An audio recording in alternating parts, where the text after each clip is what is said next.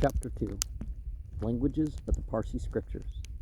The languages of Persia, commonly called Iranian, form a separate family of the great Aryan stock of languages, which comprises, besides the Iranian idioms, Sanskrit with its daughters, Sanskrita is the proper name, Greek, Latin, Teutonic with English, Slavonian, Lithuanian, Celtic, and all allied dialects. The Iranian idioms arrange themselves under two heads. 1. Iranian languages, properly so called. 2. Affiliated tongues. The first division comprises the ancient, medieval, and modern languages of Iran, which includes Persia, Media, and Bactria, those lands which are styled in the Zend Avesta Airyad-o, Danhavo, Aryan countries. We may class them as follows. A. The East Iranian or Bactrian branch, extant only in the two dialects in which the scanty fragments of the Parsi scriptures are written. The more ancient of them may be called the Gatha dialect, because the most extensive and important writings preserved in this peculiar idiom are the so-called Gathas or hymns. The later idiom, in which most of the books of the Zend-Avesta are written, may be called Ancient Bactrian, are the classical Avestan language, which was for many centuries the spoken and written language of Bactria. The Bactrian languages seem to have been dying out in the 3rd century BCE, and they have left no daughters. B. The West Iranian languages are those of Media and Persia. These are known to us during the 3 periods of antiquity, Middle Ages, and modern times, but only in the one dialect, which has at every period served as the written language throughout the Iranian provinces of the Persian Empire. Several dialects are mentioned by lexicographers, but we know very little about them.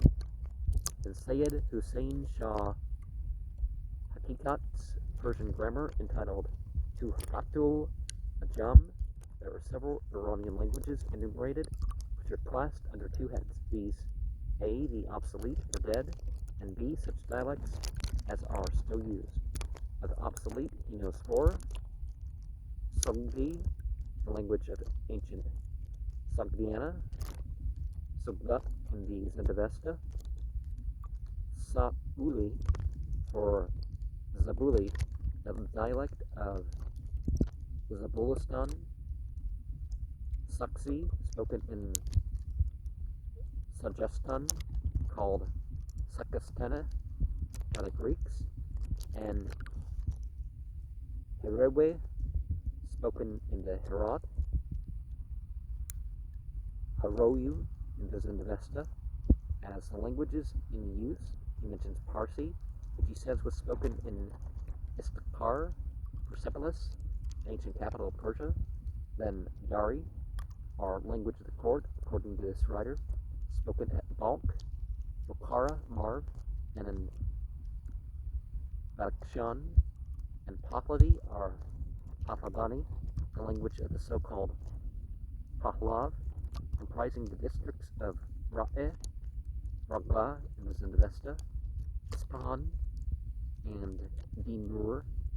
Dari he calls the language of Ferdowsi, but the trifling deviations he mentions to prove the difference between Dari and Parsi. For instance, Ashkam, belly, used in the Dari for Shakam, and Abba, with, for Ba, refer only slight changes in spelling and are utterly insufficient to induce a philologist to consider Dari an idiom different than Parsi.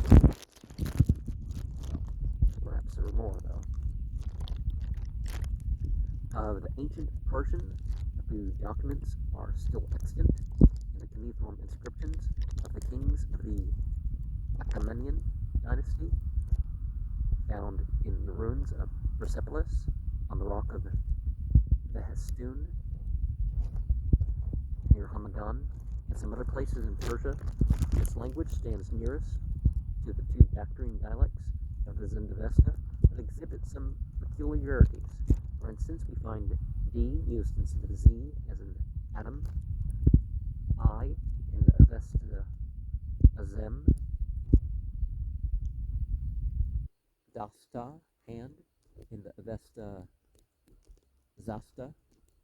It is undoubtedly the mother of modern Persian, but the differences between them are nevertheless great, and in reading and interpreting the ancient Persian cuneiform inscriptions, Sanskrit and the Avesta, although they may be only sister languages, have proved more useful than its daughter, the modern Persian. The chief cause of this difference between ancient and modern Persian is the loss of nearly all the grammatical inflections of nouns and verbs, and the total disregard of gender in modern Persian, while in the ancient Persian, as written and spoken at the time of the Achaemenians, BCE 500 to 300, we still find a great many inflections agreeing with those of Sanskrit, Avesta, and other Aryan tongues of ancient times. At what time the Persian language, like the English, became simplified and adapted for amalgamating with foreign words by the loss of its terminations, we cannot ascertain, but there is every reason to suppose that this dissolution and absorption of terminations on account of their having become more or less unintelligible began before the Christian era, because in the latter inscriptions of the Achaemenians, BCE 400, we find already some of the grammatical forms confounded, which confusion we discover also in many parts of the Zendavesta. No inscription in the vernacular Persian of the Arsacidians, the successors of the Achaemenians, being extant, we cannot trace the gradual dissolution of the terminations, and when we next meet with the vernacular in the inscriptions of the first two Sasanian monarchs, it appears in the curiously mixed form of Pahlavi, which gradually changes until about 300 of the Common Era, when it differs but little from the Pahlavi of the Parsi books, as we shall shortly see.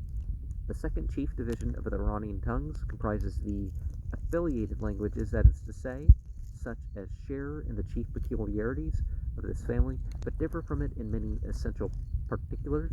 To this division we must refer Ossetic, spoken by some small tribes in the Caucasus,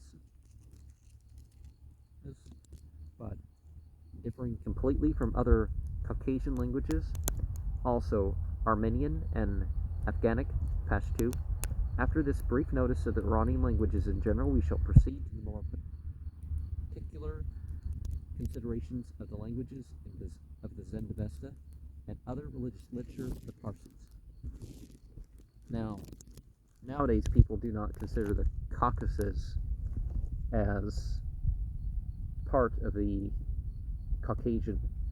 They exclude the it's a grouping of the white races, excluding the Persians or Iranians, whichever you prefer, and the Semites, not the Jews, but the Semites,